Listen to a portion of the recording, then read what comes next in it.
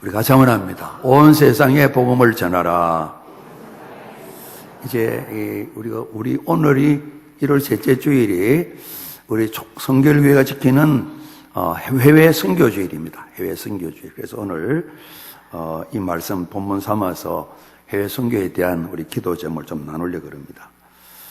1885년 부활절 때 이제 북감리교 선교사님 아펜셀러 선교사님이랑 또 북장로교회 언더우드 선교사님 두 분이 인천항에 발을 디뎠습니다. 그래서 일반적으로 우리 한국 기독교의 출발을 그렇게 잡습니다. 그 전에 이제 의사이신 알렌 선교사님 오시기도 오셨어요. 또 그 전에도 중국을 통해서 복음을 전해오긴 오셨습니다만은 본격적으로 그때부터가 선교의 시작이다 얘기를 합니다.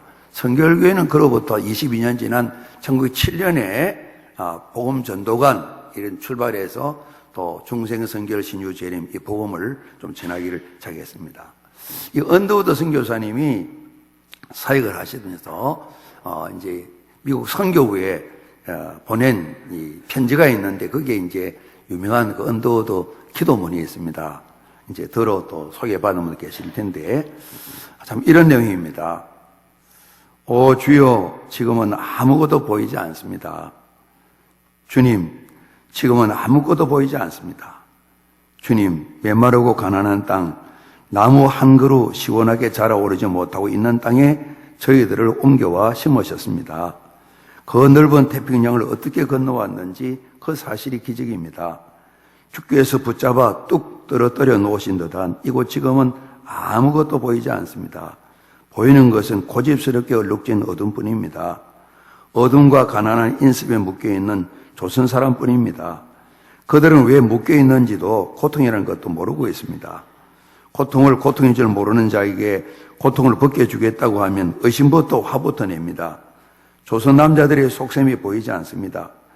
이 나라 조정의 내심도 보이지 않습니다. 가마를 타고 다니는 여자들을 영영 볼 기회가 없으면 어쩌나 합니다. 조선의 마음이 보이지 않습니다.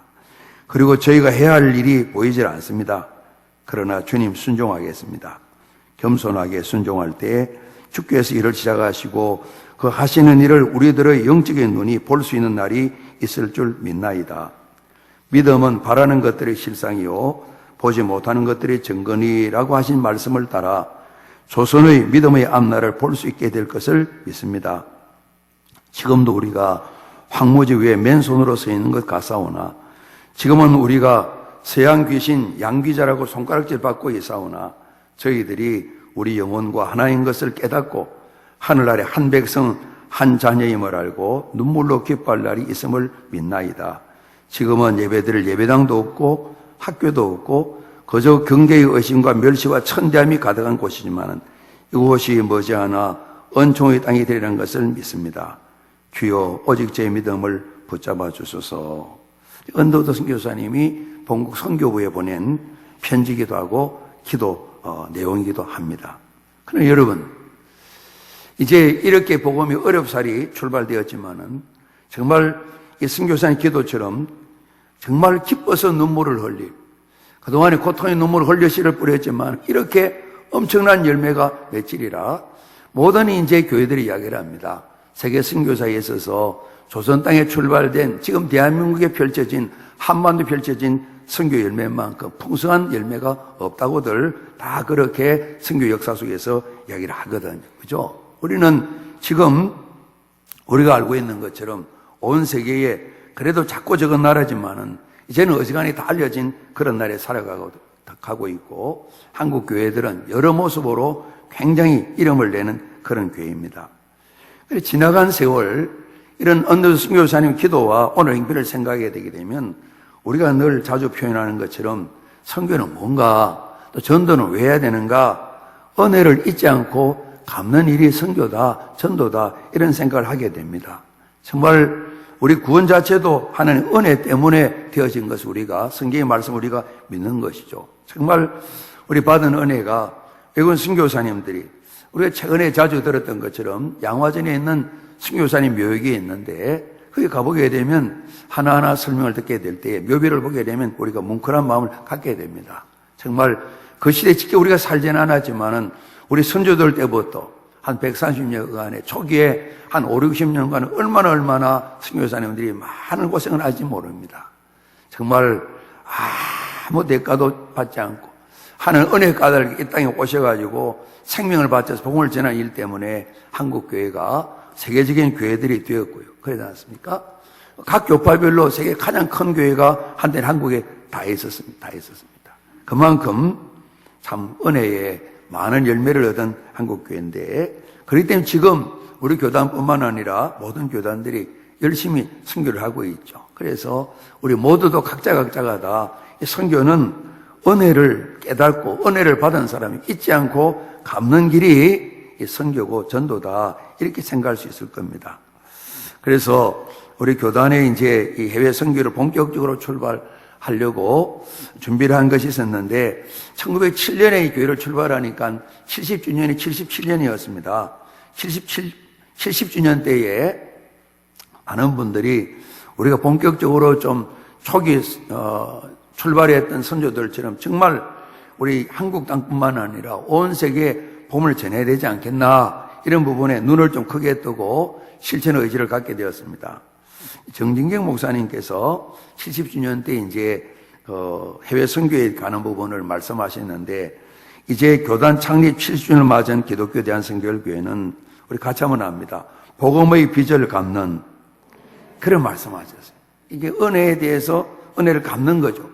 복음의 빚을 갚는 선교 대열에 앞장서야 할 때가 왔습니다.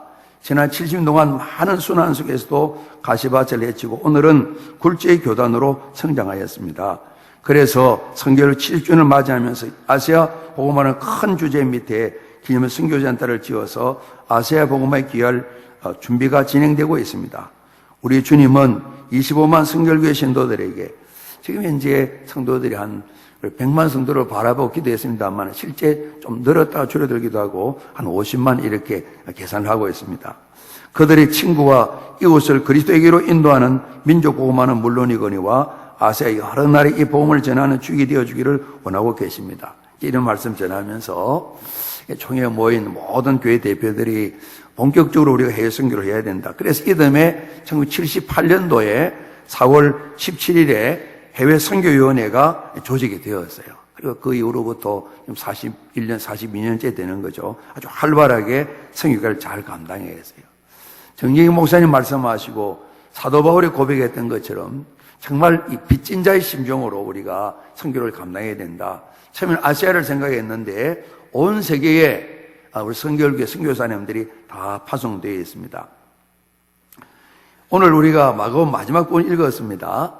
이 복음서 마지막 부분, 그리고 사도행전 1장 8절에 또 땅까지 정인되라는 말씀이 기록되어 있습니다만은 그 부분에 있는 게 아니고 성경 전체를 보게 되면 성경은 하나님의 사랑 이야기다, 이렇게 표현하기도 합니다. 하나님 구원하시는 역사를 기록했다, 그렇게 표현하기도 합니다. 다르게 말하면 하나님의 선교 역사다, 이렇게도 말할 수가 있습니다. 그래서 선교는 행해야 될 많은 일 가운데 하나가 아니고 교회의 본질 자체다. 전도와 선교는 교회가 생존하는 동안 마땅히 해야 될 일이다. 전도를 하든 선교를 하든 그렇게 성경이 가르치고 계신 거죠. 하나님 떠나서 참 죄짓고 벌받아서 하나님 떠나 인생의 복잡하게 살던 사람들, 죄 중에 살던 사람들, 하나님께서 참 인생들을 보면서 마음 아파하시고 홍수로 하면 심판하셨습니다. 그죠? 그리고 물심판 면하기 위해서 또 그 다음에 살아가는 사람들이 바벨탑 샀다가 또 한 차례 말이 다 복잡하게 되었습니다. 그때 하나님께서 아브라함 부르셨어요. 그리고 나중에 아브라함 이렇게 이름을 바꾸게 되는데, 이 아브라함에게 그랬습니다. 내가 땅 줄게. 땅에 사는 사람, 자손들, 큰 자손을 줄게. 그리고 너는 복이야. 자손들도 복이야. 이런 하나님께서 삼중적인 그런 복의 약속을 좀 하셨습니다. 그래서 오늘 이들이 아브라함 후손들이 이스라엘 사람들이 잘 세워지는 것, 그의 목적이 아니라 아브라함으로 말미암아 그 민족을 통하여서 온 세계 만민이 다 하나님 복을 누릴 수 있도록 그렇게 하나님께서 아브라함 부르셨어요. 그래서 오늘 저희들이 예수를 믿게 될 때에 누구든지 그리스도 예수 안에서 이방인인 우리들도 이스라엘 사람이 아니지만은 우리가 짭니다. 아브라함의 복. 그렇게 우리 구원받음을 또 다르게 표현할 때 아브라함의 복을 여기려 했습니다. 그래서 하나님께서 아브라함 부르셔서 이스라엘 조상을 삼으시고 또 더불어 믿음의 조상 삼으시게 될 때에 이 개인과 그 가정과 그 민족뿐만 아니라 온 세계 만민을 생각하시면서 이분을 통하여서 하나님 복이 전해지기를 원하셨던 거죠. 그러니까 초기부터 하나님께서 선교 역사를 베풀어 가시는 거죠. 세월이 지났습니다. 아브라함의 손자인 야곱 때에 애굽으로 이제 이민 가지 않습니까? 70명이 이민 가게 되는데 이들이 이제 400년 고생하고 출애굽하게 됩니다. 홍해바다 건너고 시내산에 다다랐습니다. 하나님께서 그 백성과 언약을 맺으신 내용이 출애굽 19장에 나와 있습니다.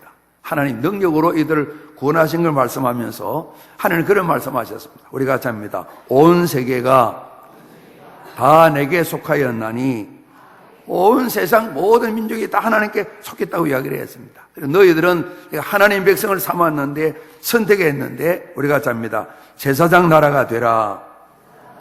그렇게 말씀하신 거예요. 그래서 우리가 베드로전서 요즘 새벽에 읽는 것처럼 사도 베드로가 2장 9절에 왕같은 제사장 택하신 백성 그런 말씀을 했었어요. 그래서 이 이스라엘로 하여금 그들만이 아니라 온 세상 만민을 위해서 제사장 나라 되어서 모든 사람이 하나님께 인도되는 길을 안내하고 죄 씻음 받고 하나님의 복을 받아 살아갈 수 있도록 역할을 감당하라고 그랬는데 이들이 실패하고 말았죠. 그래서 하나님께서는 이스라엘 나라가 세워지는 이 일도 세계 만민을 구원하기 위한 선교의 도구로 이스라엘 삼으셨는데 그들이 제대로 하지 못했어요. 신약을 열게 되면 마태복음 1장 1절은 아브라함과 다윗의 자손 예수 그리스도의 족보 계보가 좀 나와 있습니다. 오늘 이스라엘 사람을 통해서 태어난 이 그리스도 예수 까닭에 온 세상 만민이 다 구원받은 이 일들 말이죠. 이를 위해서 하나님께서 예수님 몸을 입고 이 땅에 오신 거죠. 그리고 복음을 전하셨어요. 사도 바울께서는 나중에 부름받았으면 이를 잘 알았습니다. 할례 받은 자나 그렇지 못한 자나, 다시 말하면 유대인이나 모든 세상 사람 그들이 말하는 이방인들이나 세상 만민 모두가 다 하나님께 나와 구원받아야 되는 걸 알고 당신은 열심히 이방인들을 위해서 복음을 전했었죠. 그죠? 그리고 마지막에 복음이 다 전해지게 되고 예수님 말씀하시기를 모든 종족의 복음이 전해지면 내가 다시 온다 말씀하셨습니다. 그리고 요한계시록 마지막 구원받은 성도들이 하나님을 찬양 예배드리는 그런 장면을 우리에게 보여주고 계셔서 창세기부터 계시록까지 하나님의 선교 역사가 기록되어 있고 구원받은 모든 사람들에게 선교해야 된다. 땅까지 이르러서 모든 사람 복음을 전해야 된다. 이것을 구약이나 신약이나 성경 전체로 말씀하고 계시다. 이 선교는 하나님 말씀과 한 부분이 아니라 성경 전체의 하나님 뜻이기도 하다. 이렇게 우리가 해석을 해도 조금 더 틀림이 없는 것이죠. 그래서 복음서마다 마지막 부분 모든 그리스도인 구원받은 사람 주님 제자들은 끊임없이 행군에 나가야 된다. 교회는 전진에 나가야 된다. 이 명령을 주셨어요.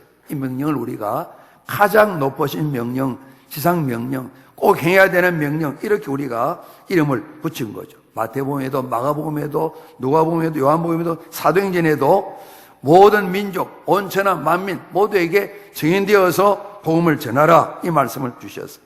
오늘 너희는 온 천하에 다니며 만민에게 그랬습니다. 먼저는 지리적이고 인종적인 그런 부분을 말씀하셨습니다. 온 천하에 다니라 말씀하셨습니다. 온 천하입니다. 오늘 아직은 이스라엘 밖에는 조금 나가본 것이 두로 시돈에 가보게 되고 갈릴리 동편에 있는 그라스병에 가봤던 외국 경험이 거의 없는 이 제자들에게 이스라엘 안에서도 다 돌아오지 못한 사람들에게 온 천하를 이야기합니다. 당시 그들은 온 천하가 얼마나 넓은지 잘 몰랐겠죠. 그러나 하나님 주님께서 말씀하셨어요. 온 천하에 다 다니려면 바다도 건너야 되고 산도 넘어야 되고 모든 대륙을 가봐야 될 테고 각 나라 또 각 도시마다 마을마다 다 들어가야 되겠죠. 그죠? 그래서 모든 만민이 그랬어요. 모든 사람이 다 이 복음을 전해듣도록 가라 이렇게 말씀하셨어요. 그리고 우리 교단도 70주년 1977년에 아시아 복음화를 위해서 선교사를 집중적으로 하자 했는데 온 세계 선교사들이 다 파송되어 있습니다. 저희들도 같이 좀 참여하고 있는데 우리가 이제 12날에 집중해서 우리가 선교사를 파송하고 그랬는데 우리 12제자 개념으로 12교회를 그랬습니다. 우리 교단이 이제 제1후원이 월 100만 원입니다. 2후원이 50만 원이고 3후원이 30만 원. 거의 40년 동안 거의 변화가 없어요. 그렇게 다 정해져 있어요. 우리가 전에는 50만 원 후원할 때도 있었고, 지금 30만 원 후원하는 게 있고, 20만 원 그냥 후원해서 기도하는 데도 있고, 10만 원 후원하는 데도 있습니다. 실제 우리 교회가 각 나라에 하는데, 그래도 우리나라 빼고 한 14나라 정도 이렇게 현재는 연결되어 있습니다. 그 나라들 한번 좀, 일단 나라 이름을 한번 보시죠. 우리 PPT 한번 보시겠습니다. 브라질, 그리고 이제 아르헨티나, 칠레, 파라과이, 그리고 이집트, 아프리카죠. 그죠? 토고, 그 다음에 잠비아, 그 다음에 유럽, 러시아 쪽, 키르기즈스탄, 그리고 이제 러시아, 그리고 이제 내려와서 인도, 그 다음에 태국, 옆에 캄보디아, 그 다음에 좀 남쪽으로 동티모르, 그 다음에 중국에 이제 우리 두 번 연결해 기도하고 있죠.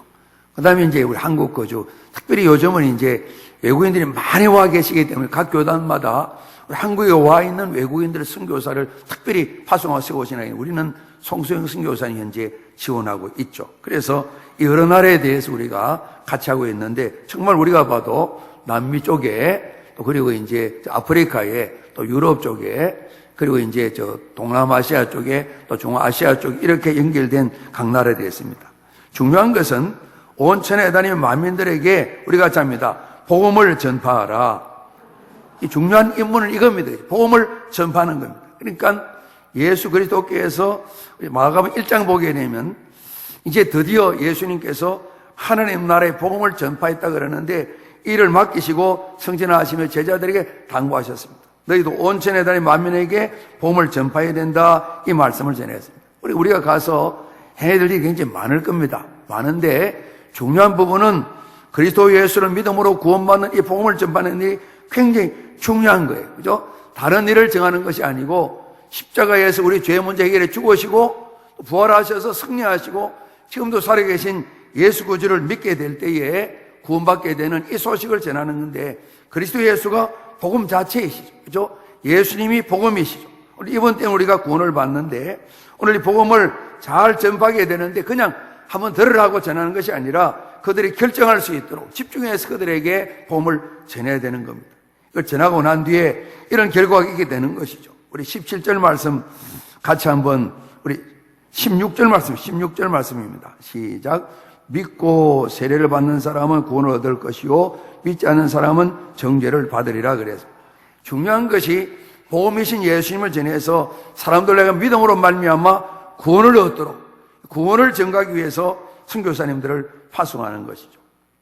현재로는 목사라는 이 직분을 가지게 되면 가지 못할 곳이 점점 더 많아지게 됩니다. 그래서 새롭게 모든 교단이 다 마찬가지인데 전문인 사역자들 선교사님이 많이 필요합니다. 그러니까 목회자보다는 실제로 다양한 전문 기능을 가지신 분들이 가서 사역함으로 생활을 통해서 복음을 전하는 일이 참 필요한 때인데 우리 교단에는 그렇게 아직은 많지 않습니다.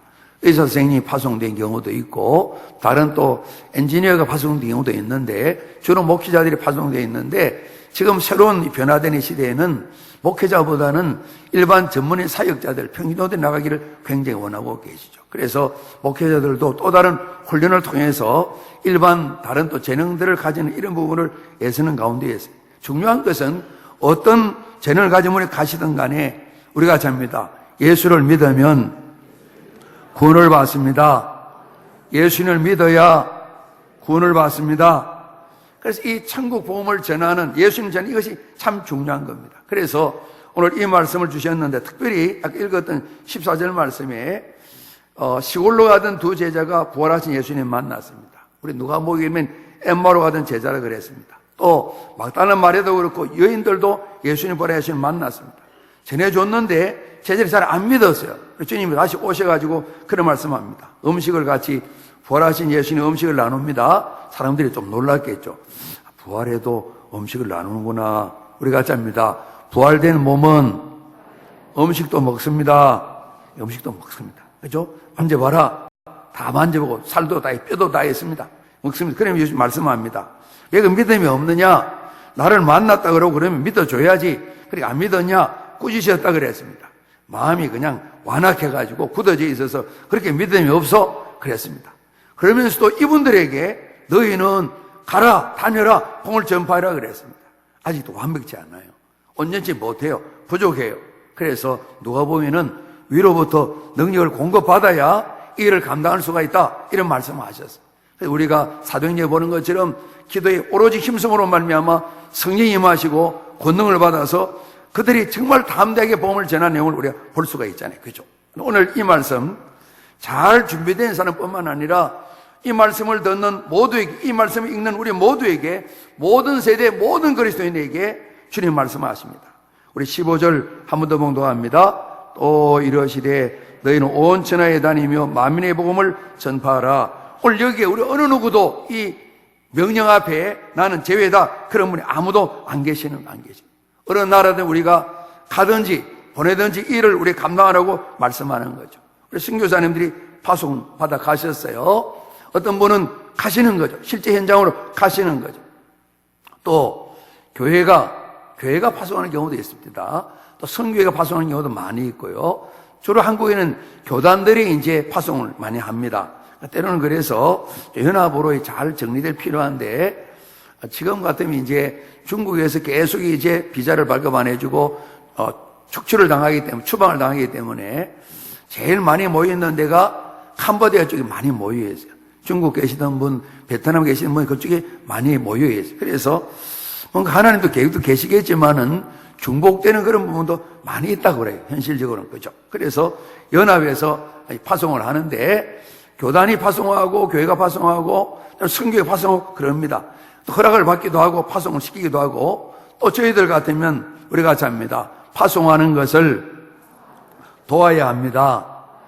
돕기도 하고, 때로는 우리가 이제 집 현장을 좀 잠시지만은 가보기도 합니다. 그 일을 저희들이 그래도 좀 여러 번 해왔습니다. 그래서 이번 2월에도 캄보디아에 어린이들이랑 부모님들 같이 짧은 기간 10월 20일까지 다녀오게 되고, 또 한 주간 또 이제 필리핀 그 다음 주간에 또 같이 가서 그 필리핀에도 마찬가지 전도만 하게 됩니다. 우리 가서 이제 캄보디아도 마찬가지입니다. 장거리 이동이라 조금 시간이 많이 좀 소요되는데 전도를 하는 겁니다. 가서 복음을 전파하고 선교사님 격려하는 일을 하게 되는 겁니다. 제가 이제 당연히 또 허락을 받고 또 선교사님 요청이 있어서 캄보디아 쪽인데 시골의 사람 데려와서 성경학교를 하게 되는데, 김소명 선교사님이 가르친 성경학교에 가서 이제 3월 7일날 가게 되면 8일 주일부터 이제 목요일까지 긴 시간 못하고, 특히 복음을 가르치는 복음학교를 목요일까지 하고 좀 돌아오려고 그럽니다. 이런 식으로 우리가 그 생활하지는 않지만은 우리 모두에 주신 주님 명령이기 때문에 온 천하에 다니며 만민에게 복음을 전파하라. 그리스도 예수 믿음으로 구원받는 복음을 전하는 일을 잘 감당하는 오늘 예배드리는 우리 성도님들이 다 되셔야 될 겁니다. 우리 같이 하면 합니다. 나가든지 보내든지 해야만 합니다. 나가는 선교사든 보내는 선교사든 우리가 선교의 사역을 우리 모두가 한 명도 빠짐없이 잘 감당해야 됩니다. 오늘 저희 교회에 이제 말씀드린 것처럼 정식 파송한 선교사님들 사무후원 한 5군데 되는데, 세 가정이 매달 30만 원씩 책임지고 이렇게 또 헌금을 들여서 수년차 이렇게 섬기는 가정이 있고요. 또 한 20만 원 이렇게 들여서 섬기는 가정이 있고, 10만 원 섬겨드리는 가정이 있어요. 다 합치게 되면 우리 한 300만 원 정도 이렇게 15날에 이렇게 보내게 됩니다. 우리 유영희 장로님 심호하시는 요양원에서는 6나라에 50만 원, 300만 원 이렇게 우리 똑같은 금액으로 매달 선교비를 보내고 있어요. 그래서 요양원에서 선교사 파송했다 그래가지고 사람들이 많이 놀래요. 그런 일이 잘 없기 때문에. 우리 모든 그리스도인들이 교회만이 아니라 우리 삶의 현장에서 이 일을 감당해야 되는 것입니다. 그죠? 그래서 여러분 1월인데 선교 헌금 하시잖아요. 하시게 될 때 많든 적든 꼭 참여하십시오. 참여하십시오. 그죠? 아이들에게도 자, 우리 집에 너 얼마 할 수 있어? 너 1,000원 내, 1,000원 내. 1,000원 할 수 있잖아요, 아이들. 그죠? 용돈에, 그죠? 그래, 못 얻어서 달달이. 많든 적든 다 참여하는 것이 중요한 것 같아요. 중요한 것. 그래서 직접 가보지 못하지만은 보내는 선교사로 기도도 하고, 우리가 아무래도 그러잖아요. 많은 금액이 아니지만은 금액을 협조하게 될 때에 기도의 마음도 더 간다고요. 우리가 이제 10만 원 이렇게 정하는 부분, 우리가 전적으로 파송한 건 아니지만 그래도 연결고리가 되잖아요. 그죠? 되죠. 그래서 기도를 더 하게 되는 것이죠. 그래서 이런 일들에 오늘 예배드린 우리 모두가 오늘 해외 선교주일만이 아니라 늘 이걸 마음에 간직하고 이 선교에 다 참여하는 이런 우리가 성도들, 우리 어린이들도 다 되시고 우리 가족이 다 예수 믿는 가정들 이 일에 다 참여하셔서 금액이 얼마이든 간에 다 힘을 모두 참여하는 게 참 중요하다고 생각을 합니다. 이것이 주님 분부하신 온 천하에 다니면 만민의 복음을 전하는 일에 우리도 참여하는 중요한 통로가 되겠다 생각을 합니다. 우리가 2034년이 100주년인데 100주년 때 우리 그런 교회를 이루자 그랬습니다. 우리가 잡니다. 훌륭한 교회. 지금 좋은 교회가 참 되면 좋겠다. 좋은 교회 되고 정말 좋은 교회를 넘어서 훌륭한 교회가 되고 100주년이 되게 되면 그때부터는 우리가 잡니다. 위대한 교회. 우리 스스로가 위대하다 그건 아니지만은 야 정말 성경적인 교회가 논산 성결교회구나 이렇게 하나님 영광받을 그런 교회를 만들어가자. 우리가 작년에 그런 말씀 받아서 한 7가지씩 그는 좀 설명했는데 한번 듣고 생각해 보십시오. 좋은 교회는 교회인들이 행복한 교회. 두 번째, 정직하고 거룩한 부담을 요구하는 교회. 이게 참 중요하네요. 거룩한 부담을 요구하는 교회. 조금 전에 다 참여하세요. 이거 해야 좋은 교회라 그래요. 감사합니다. 세 번째, 예배가 역동적으로 살아나는 교회. 계속 살아나는 교회. 네 번째, 우리가 잡니다. 선교와 구제에 열정과 비전을 갖는 교회. 이게 좋은 교회다. 그때 이제 우리 배웠던 겁니다. 복습하는 겁니다. 교회 교육에 관심 갖고 투자하는 교회. 다음 세대에 투자하는 교회. 어른들도 마찬가지입니다. 그렇죠? 계속 양육 훈련하는 교회. 성도의 교제, 소그룹이 있는 교회. 우리가 잡니다. 기도가 선행되는 교회. 기도가 항상 먼저 기도하는 교회. 이 좋은 교회 요소라는 겁니다. 훌륭한 교회도 비슷비슷한데 그렇게 한번 그때 설명해 주셨어요. 위기를 믿음으로 기회 삼는 교회. 위기를 기회로 바꾸는 교회. 믿음 때문에. 우리가 잡니다. 지속적으로 성장하는 교회. 저도 여러분 기도하실 텐데 6월에 새 목사님 오시게 되면 끊임없이 성장을 이루는 그런 교회가 되어야 되겠죠. 그죠? 또 훌륭한 교회는 존경받는 교회다. 논산 지역에서 또 다른 교회에 의해서 교인들 안에서 논산 지역은 안 믿는 사람들이 이 말이겠죠. 그죠? 또 사랑으로 섬기는 교회가 훌륭한 교회다. 사람의 가치를 두고 사람을 세우는 교회가 훌륭한 교회다. 자율성으로 하나님 나라에 헌신한 교회가 훌륭한 교회다. 지역과 세계 선교에 헌신한 교회가 훌륭한 교회다. 이런 내용도 우리가 그때 한번 훌륭한 교회, 위대한 교회 보면서 살펴봤습니다. 그러니까 중요한 부분이 당연히 교회 존재 자체에 유익이 그렇습니다만은 전도하고 선교하는 것이 굉장히 중요하죠. 이제 우리 기독교 서적 가운데 미국 이제 학자이신 레너드 스윗이라는 분이 쓴 이제 글이 많이, 이분이 이제 미래의 교회를 연구하는 그런 학자신데 교회를 네 종류로 이렇게 표현을 했어요. 네 종류로 표현했어요. 제일 먼저는 우리 같이 한번 합니다. 선교적 교회. 다르게 말하면 사도행전적 교회인데 선교를 하는 교회가 아니라 아예 온 성도들이 선교하는 선교사다 마음을 갖고 살아가는 그런 교회를 얘기하는 거예요. 안디옥 교회처럼. 안디옥 교회는 좀 특이하죠, 그죠? 담임 목사님, 동역자 두 분을 그냥 선교사로 내보내버렸어요. 담임 목사님 두 분을 내보냈어요. 그런 교회에서, 그죠? 그런 부분이 잘 없죠. 그죠? 그러니까 온 교회가 끊임없이 주님 분부하신 온 천하에 다녀라 만민 복음을 전파할 일에 항상 목표를 두고 온 힘을 다해서 우리 선교를 출발했던 선조들이 그런 목표를 정했습니다. 국내에든 국외에든 영혼을 구하고 이걸 감당할 수 있는 정말 선교사 같은 마음을 가진 이런 성결한 그리스도인을 세우는 것이 우리 교회 세운 목적입니다. 그렇게 했습니다. 그 다음에 사역이 많은 교회, 프로그램이 많은 교회, 그런 표현을, 각종 사역이 많이 활발하면서 조직화되고 제도가 잘 갖춰져서 짜여져 있는데 선교적인 역동성은 자꾸만 사그러드는 그런 교회, 시들어지는 그런 교회들. 교회 프로그램 일도 많은데 전도하고 선교하는 일을 그렇게 열심히 하지 않는 그런 교회. 세 번째 교회는 현상 유지하는 교회. 교회 자체 유지 존속을 위해서 가장 중요하게 생각하고 전도나 선교는 별 관심이 없고 이웃과 세상을 섬기는 일에 관심이 없는 교회. 끊임없이 우리 안에 이렇게 생각하는 그런 교회. 그 교회가 좀 진행되다 보면 이번에 이제 어떤 전시장 기념물 그런 표현했는데 우리 대개가 번역하게 될 때는 박물관 교회 이렇게 번역을 했어요. 아, 그때가 좋았다. 늘 옛날 남아있는 유적만 보존하면서 더 이상 아무 변화도 없이 새로운 세상에 대응하기 위한 훈련도 없이 그냥 남아있는 교회. 유럽의 많은 교회들이 교회 이름 자체가 없어졌고 덩그러니 예배당만 관광 명소로 있는 그런 예배당, 신자들이 거의 없는 그런 교회, 박물관 교회. 이분이 네 가지를 표현했는데 당연히 우리의 기도 제목은 우리가 잡니다. 선교적 교회.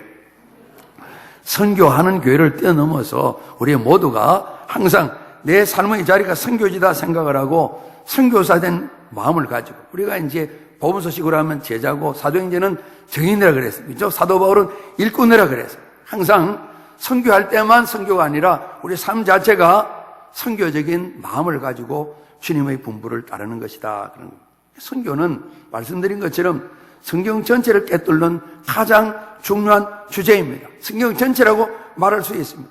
이를 잘 감당하게 될 때에 성경적인 교회, 건강한 교회, 좋은 교회, 행복한 교회, 위대한 교회로 주님 칭찬받는 교회로 세워지게 되겠죠. 선교를 위해서 예수님이 이 땅에 오셨습니다. 우리 모든 그리스도인들이 중요한 목표는 우리가 잡니다. 예수 그리스도를 닮아가는 것입니다. 그래서 그리스도의 마음을 품으라 그랬어요. 다른 말로 하면 주님의 심장입니다. 심장. 그죠? 우리 선교사님들의 사역 가운데 그런 분을 많이 보게 됩니다. 오늘 우리 주보에 실어놓은 리빙스턴 선교사님 사역이 마찬가지입니다. 예수님의 심장을 가지고 아프리카 가셔서 그렇게 헌신하셨던 그런 말. 아마 그 잠비아 쪽에 빅토리아 호수 그 그림이 좀 나왔던 것 같아요. 그죠? 이 잠비아 쪽에서 마지막 이분이 숨을 거두게 되신다. 그죠? 이렇게 이분이 많은 고통이 있지만은 주님께서 이 땅에 와 구원의 역사를 이룬 것처럼 우리가 잡니다. 선교는 특권입니다. 우리가 이제 두날 교회들은 선교는 사랑입니다. 이 표현을 많이 했었는데 정말 하나님이 사랑이시니까 하나님 닮아가고 그리스도를 닮아가는 중요한 일이 선교하는 것입니다. 오늘 지나간 일들에 예배당을 우리가 헌금들이 짓기도 하고 찾아가 보기도 하고 후원을 하면서 기도도 하고 이를 감당하는 이 모든 일 우리 생활 가운데 현재 내 삶의 자리가 선교이다 생각을 하고 주님 마음을 품고 주님을 닮아가는 것이 우리 교인들의 목표인데 참으로 선교는 그래서 우리 모두에게 주신 교회 주신 사명인 것을 성경은 말씀해 주고 계시거든요. 복음을 전가하게 되면 생명 없는 곳에 생명 역사가 나타나게 되고 정말 의가 없는 곳에 의로움이 생겨나게 되고 실패한 인생들에게 좀 더 완성된 삶을 사는 그런 역사가 나타나게 되는 것이죠. 그래서 성경을 보게 되면 창조도 하나님 선교의 역사고 십자가의 모든 일도 하나님 선교의 역사고 마지막 주님 오셔서 온 세상에서 심판하실 일도 선교의 역사다 이렇게 볼 수가 있겠습니다. 그래서 오늘 기록한 말씀처럼 너희는 온 천하에 다니며 만민에게 복음을 전파하라 말씀하시는데 이런 선교의 마음을 가지고 주님 마음을 닮아가고 이 말씀을 아멘해서 몇몇 선교사님과 몇몇 수고하는 분들만이 할 일이 아니라 나의 일이라 생각하면서 일에 동참하고 기도도 하고 우리가 참 많은 부분은 아닐지라도 적은 부분에 참여하면서 선교를 감당하게 될 때에 주님 영광 받으시게 되고 이 일을 감당하게 되면 역사가 나타나게 되겠죠. 그 뒤에 이제 이처럼 믿고 세례받는 구원의 역사 나타나게 되고 믿는 자의 표적도 나타난다 그랬습니다. 특별히 20절 말씀 한번 보시죠. 여러분 20절 같이 봉독합니다. 제자들이 나가 두루 전파할새 주께서 함께 역사하사 그 따르는 표적으로 말씀 확실히 전하시니라. 아멘. 나가서 실천하면 표적을 경험하는 겁니다. 열매를 맺게 되는 것입니다. 그래서 우리가 작고 적은 부분이라도 실천하게 될 때에 선교의 사명을 잘 감당하고 한 주일만이 아니라 늘 선교하는 이 마음을 가지고 전도하는 마음을 가지고 살아가게 될 때에 하나님도 기뻐하시고 우리가 감사드릴 많은 제목도 생기게 되고 우리 마음이 좀 편안하고 떳떳할 수 있는 이런 삶의 열매를 맺을 수 있겠다 생각을 합니다.